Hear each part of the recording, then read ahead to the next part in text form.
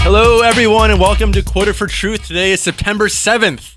I'm Tom McShay, and I'm here with Peter Brown. Hello. Today we're going to talk about the death of single-player games, the death of AAA games, and death in games. But we're starting things off with Pardon Our Blunders. So, we're going to recap some of the comments from last week. Let's see, Freedom Prime commented on our PC is not dead article. PC gaming is the future in my eyes. We have more indie games, and we have Steam, the greatest retailer ever.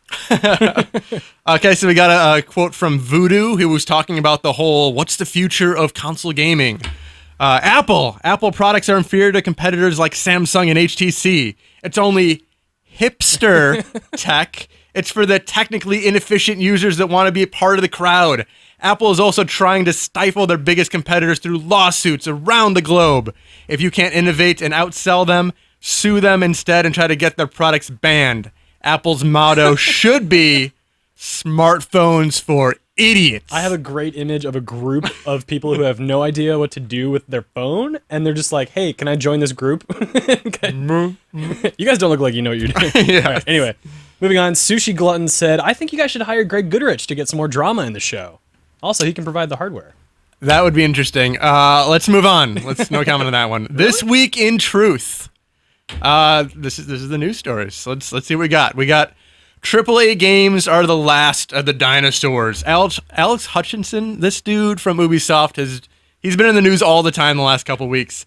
Now he's saying that those big budget, like 5 years in development games that we love, they're dying. He's got some evidence to back him up, but it's also maybe it's just the end of the generation. So who knows? That's the way I feel. So yeah, what place do you think blockbusters have in the future of the industry? I don't see them dying out at all. I mean, you can use Hollywood as an example, right? It's been around forever. They're kind of still doing these big productions, and in fact, they're getting larger in some cases as technology grows. As much as we don't need these huge games, they're gonna exist. They're gonna stick around. And I think right now he's saying, oh yeah, like, you know, our studio is kind of like stepping back from doing a lot of these, but I'm sure there are plenty of people who are making incredibly large games in scale and budget for the next generation of consoles, if not already the tail end of this generation. This is a first. I think I agree with Alex Hutchinson. I don't think they're going to die completely, just like the dinosaurs became birds. There will still be some kind of evolution of this, but I think that the idea of sinking $30 million into a game in the last 6 hours, it's such a weird concept, and it's not sustainable financially. Well, so I think in the future we're going to see more of a push towards indie games, more of a push towards mobile games, and then scaled down games. You're not going to have Assassin's Creed 3 600 people. You're not going to have 600 people in 7 continents, all 7 continents, working on one game because it just doesn't make any economic sense. Okay, here's a question. What does AAA actually mean? Does it mean budget? Does it mean hype? Does it mean who's making the game and where it's positioned in their release list? Yes. I think for his benefit, I think he's talking about games that have like the tens and tens of millions of dollar budget and are in development for a while. I think that's basically what we're working with here. Mm-hmm. I mean, Rockstar's obviously different from software, but we're going to put them on the same level for this as far as what games. Yeah. Our users were all over the comments with this. I like this first one. Yeah. From Kite321. I play AAA games exclusively as well. My time is too precious to waste on other low-grade games, which are just not fun for me. See, the last clause kind of saves him, because otherwise I would have torn into him. I love indie games. I think that's where the innovation comes from. I think that's the lifeblood of the industry right now. But he doesn't have fun with that. He doesn't have fun, and I guess that's fine if he doesn't have fun. But I just think that that's so much more important and interesting than what like the latest sequel for AAA game is. For me. I mean, I feel completely opposite as he does. I like indie games. I think they're fun. They're easy to pick up. You press start, you're in the game, you're doing something interesting right away. All right, our next comment came from Oflo. In the larger scope of actually creating games, it's probably more profitable to make a good indie game with low production budget that sells 300,000 copies than it is to spend $200 million making a game, then lose money when it doesn't sell. So that is the problem, is like you're kind of banking the farms on like Bulletstorm, which is like it's a good shooter, but you're spending so much time and money on it that when it sells 500,000 or 600,000, whatever it's sold, like that's considered a failure, and you don't really recoup your losses. So it's like you either make the Gears of War, like Epic is usually, or you you have to innovate, and you got to make Infinity Blade or something else. But isn't that the thing though? Is that Epic makes Gears of War? Yeah, that's their series. It was almost like whoever makes the decisions was like, all right, you guys had 2 really good games, couple good expansions, make something different that you want to make, and it didn't take off as much as Gears of War does, because I think people wanted that from them. Yeah, but I think the problem is the games are so expensive now, and to make a AAA game for the Super Nintendo era, you could do it with 10 guys, but now it's so expensive that you lose money, and I think that's where Alex Hutchinson is coming from, is that he doesn't like to lose money. So in the future we'll probably see an even pairing of both, but okay, I think there's a downward trend. All right, well the next guy agrees with me. The next commenter looks like his name is Najustin or Hajustin. I don't agree with this guy at all. It's not that AAA games are dying out, it's that we are in a bad economic time. Companies don't want to take the risk on a new IP because of constraints. When the economy recovers, there will be a whole new round of AAA games. If this guy can't see that, that's the real issue here, then he should pick a new line of work. Or he's just one of those guys that wants to jump on the mobile bandwagon. That's a pretty good comment. I think that we should just leave that as the quota for truth, titular quota for truth, and move on. To Dark Souls. To Dark Souls. All right. So Dark Souls director, let's see, From Software, Hidetaka Miyazaki says toughness should have purpose. And if you ask anyone to describe Dark Souls, what's the one thing that comes to mind? Difficulty. Yeah, that game is punishing. But so this guy said that he's considering perhaps adding an easy option to the game to sort of open the door for other people to play who maybe are too intimidated or incapable of progressing in Dark Souls as it is. And we've talked about this, and I know you feel differently than I, where I tend to agree with him. People deserve a chance to play a game if they want to, and if they can't cut the mustard, then give them something softer to cut. See, that's the big point, because I love pointing to movies and books to support my arguments. Yes. Crime and Punishment is a really difficult book to read, because it's first person inside the mind of a murderer, and it's dense, and it makes you kind of crazy reading it. And not everyone can do it. And I don't really need an easy version of that that's more palatable for, like, someone of my sensibilities. I think it's the same thing with games, is like, some games are not going to be able to be played. Not every game is Mario, not every game is Final Fantasy, where it kind of holds your hand. And Dark Souls is just created from the ground up as a difficult experience. The level design, the lore, the world, the story, the enemies, everything is related to that. So just to put an artificial bump for casual players just kind of undermines what that game is all about. Well, see, I'm in the camp where I think people play games for different reasons. Somebody, I see Dark Souls as a beautiful game. As difficult as it is, it's a very beautiful game. Like the boss design, the worlds are pretty interesting, but there's a lot to look at. And, if I couldn't beat that game and succeed in it, I know that I would be like, man, I really want to see the rest of it, And so I think from that perspective, that person might feel like, well, maybe this game isn't for me, I should move on, right? And so then what do? You get a loss of sales for Dark Souls, you get less money put forward for games like this in the future, and games like this that still have that difficulty, that's normal, you know what I mean? And maybe easy can be unlocked after 100 deaths, when it's like, you finally just can't do it, and they just feel bad for you, and they're like, you've been trying, we appreciate, whatever. Like, give them a chance to at least play the game. So, I mean, this game is a success. It's 1.3 million sales, I believe. It got 9.5 from us, almost got the Game of the Year. Like, it's a success commercially and critically. Do you need... Like, they're fine with what they did. Do they need to expand it even more? Or is it just fine to be like, okay, we found our niche. We don't need people who aren't going to invest the time to play this. Because that's kind of what it is. Because Dark Souls is difficult because it requires time. It's not because of your skill level. But let's say you're like 14 years old. Okay. And you go to the movies. It's an M-rated movie. Yeah. Okay. No, you go to the movies and you want to see an R-rated film. They're like, dude, no way, sorry, you can't get in. But there's this PG-13 version if you really want to see it that bad. Oh, that was what they did with that Oscar-winning movie a couple years ago, actually, and I'm completely blanking on what it is. Schindler's List? I don't know. But they released like a PG-13 movie, and I know someone in the comments will, but I don't disagree with bastardizing the artistic intent. But we kind of disagree about that. Let's see what our commenters... This is kind of hard to find people on the other side. Most people acknowledge that Dark Souls is great. We have Kuda001. I think I'm about halfway through the game. It can be nightmarish at times, but once you defeat a difficult enemy, it's skill more than anything else is a determining factor in most cases, and it's so rewarding because of that. I agree. That's very rewarding, but some people just can't do it, Yeah, it's. I mean, we have the other side. We have Ruffless says these games are too unforgiving for me. I can't stand losing all my progress on a video game, and life is stressful enough that I don't have to have a game add on to that. And I totally agree. As you said, people play games for different reasons, but I guess if the kitchen's too hot, you just got to move on to Skyrim or something a little easier, I think. So what about this way? What if you weren't able to switch? Like you started a normal game, you get to a point where you can't beat it. Rather than allowing you to just say turn down the difficulty, you'd have to start over from the easier difficulty. Would that appease you? No, it's also weird for me. Like I'm busting my butt to like progress in that game, Yeah. and like so you'll get exclusive items. You'll get better rewards. It's like weird thinking like, oh, this person got to this part of the game just skating through. Whereas I had it's like a weird kind of thing. Then you talk about them behind their back, and I don't know, and you win in that regard. Like because it's like almost honor getting far into this, and it's like I'm only 12 hours, and I like feel like really great when I do it, and I don't know. I feel like it's an exclusive club, and you got to earn your place. That's basically it. I don't know. That might sound crazy, but whatever. We're moving on. EA. We talk about EA every week. EA is through greenlighting single-player games. Frank Gabot has not approved any games that are an entirely single-player experience, and he couldn't be prouder of that fact.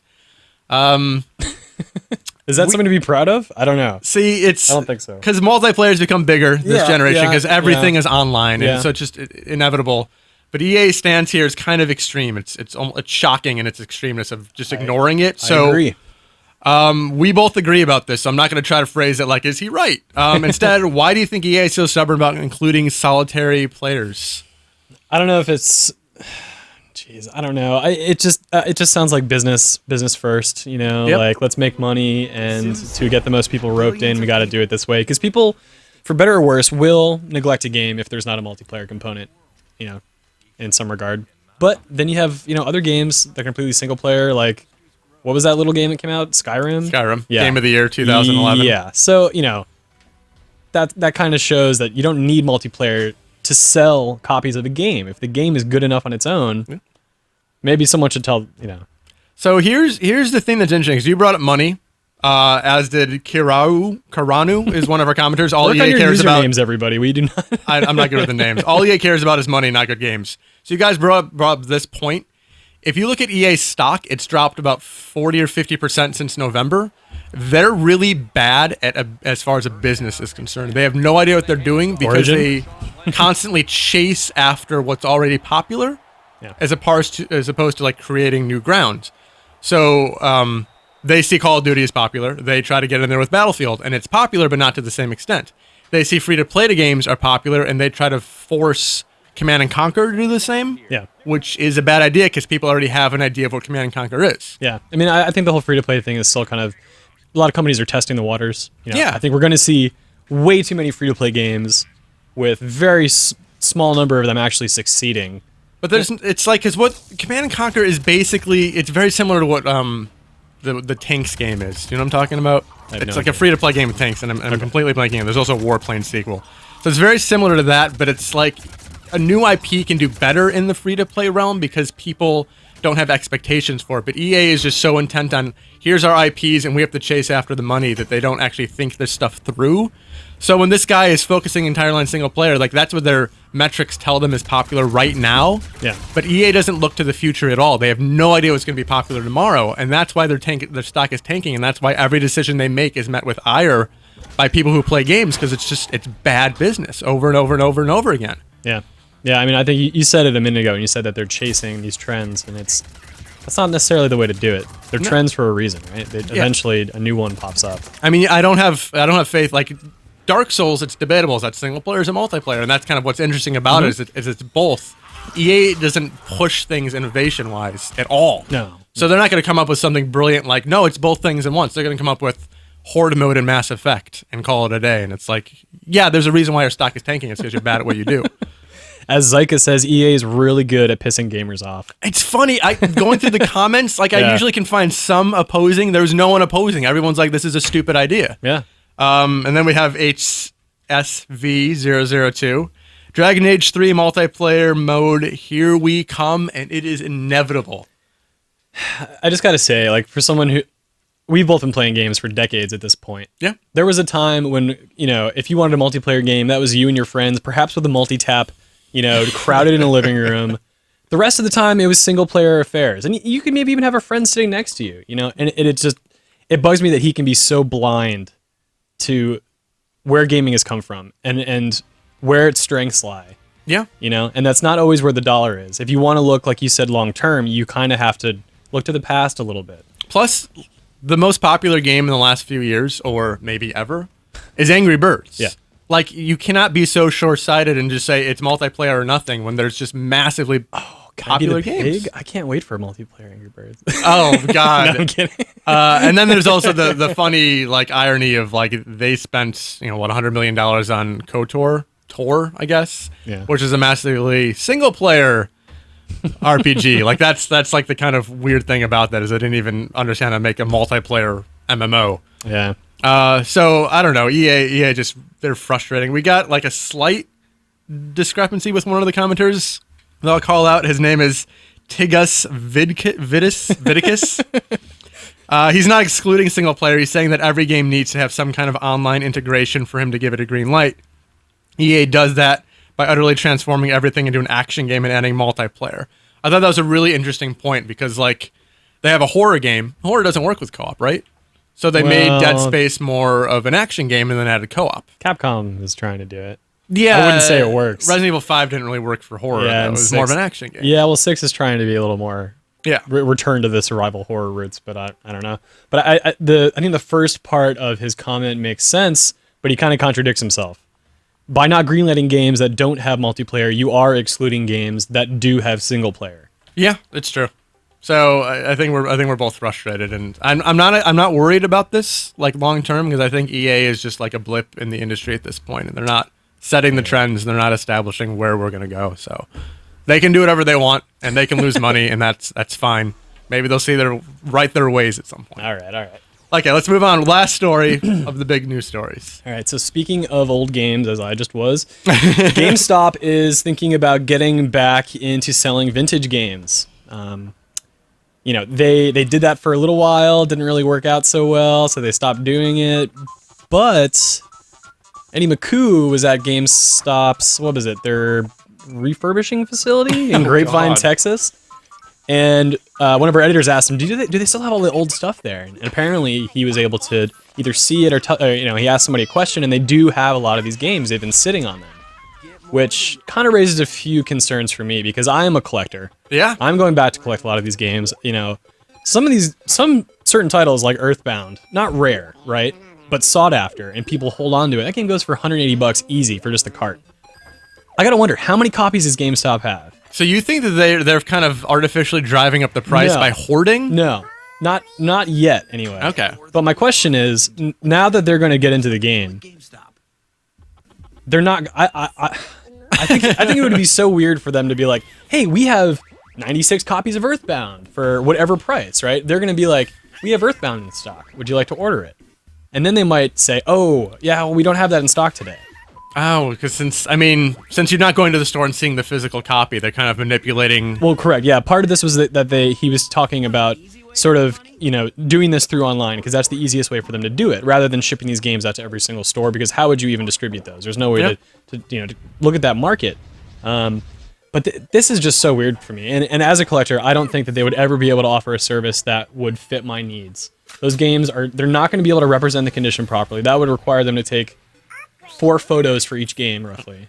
That's not going to happen. Yeah. They're probably going to put stickers on these games in places that, well, let's say maybe not on the labels, but certainly in ways, as they currently do, that are just going to obfuscate the product and piss collectors off. I have a hard enough time as it is on eBay or Amazon getting straight answers out of people, let alone a huge corporation who's just going to tell me the game is in good condition. Yeah, that's true. Whatever that means. This story reminded me of the EA story where it's this company it's on its last legs right now because it doesn't really understand where to be in the industry. Digital is kind of killing retail at this point. It's bigger than retail. So they're like, what do we do?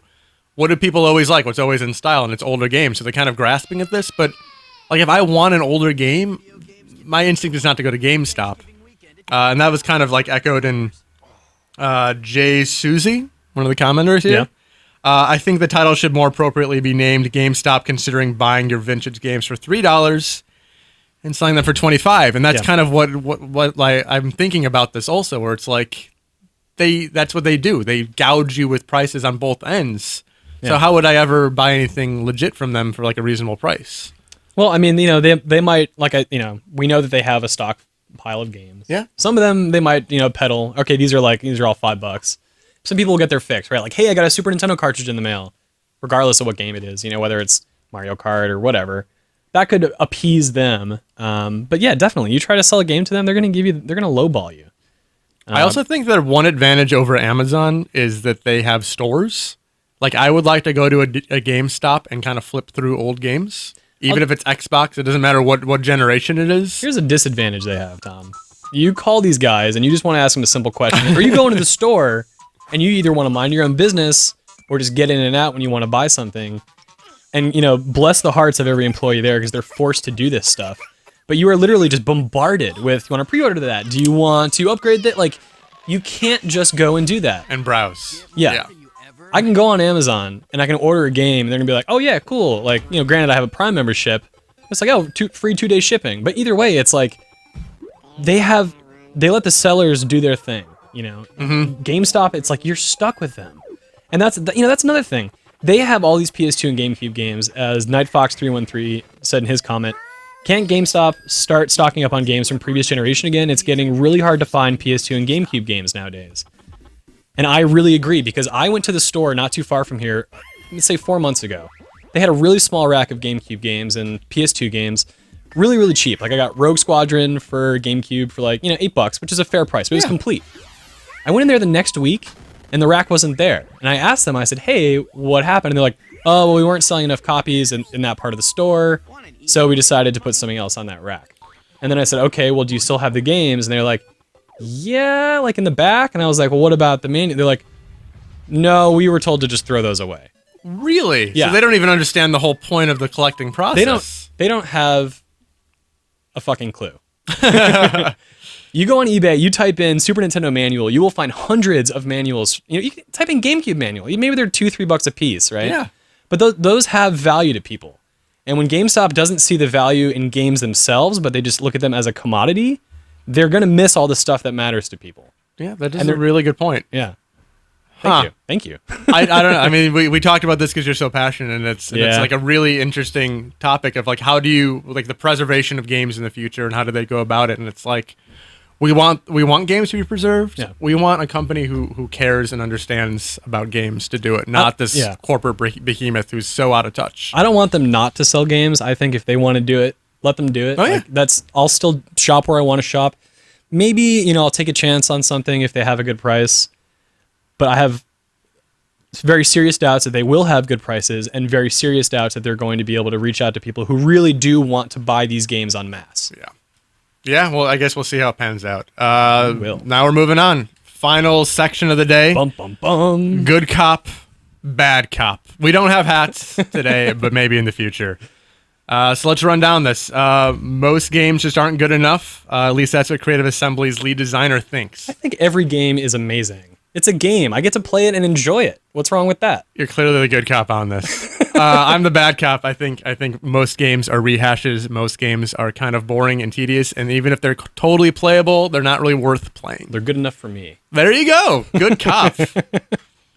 Ubisoft drops their old DRM system. No more intrusive anti-piracy for Ubisoft. Good idea? So I get to be the good cop this time?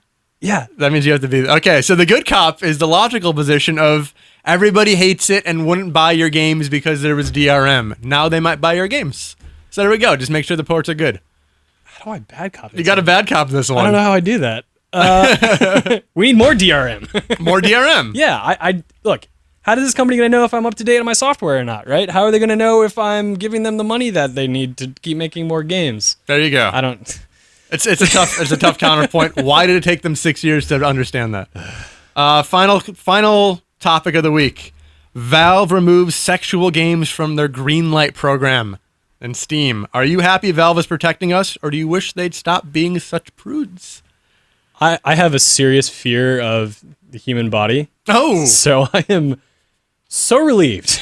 I don't have to run into any adult games on Greenlight. And you didn't even have to make up a stance. That's your real stance. I'm taking the other point of view. I wish that they would censor violence more than sex. I think it's really weird that our society is like terrified of boobies but loves the blood. So I think you're actually supposed to support the sex games, Tom. That's the good cop, right? no, I'm supposed to be the bad guy against Valve's decision, and you were the good guy. You were the prude. This section. Yeah, We'll figure this out. We'll figure this out. We got this down cold. And if we didn't, that's where you come in. That's the comments. Tell us what we did wrong, and we'll quote you if you said something brilliant. Yeah, reach out to us as much as possible in the comments. We want to involve you guys in the show, and like we said, we may want to get some segments in here where you guys can phone in. We're working on that, but for now, speak up. Let us know what's on your mind. Yeah. And until next week, I'm Tom. That's Peter, and this is Quoted for Truth.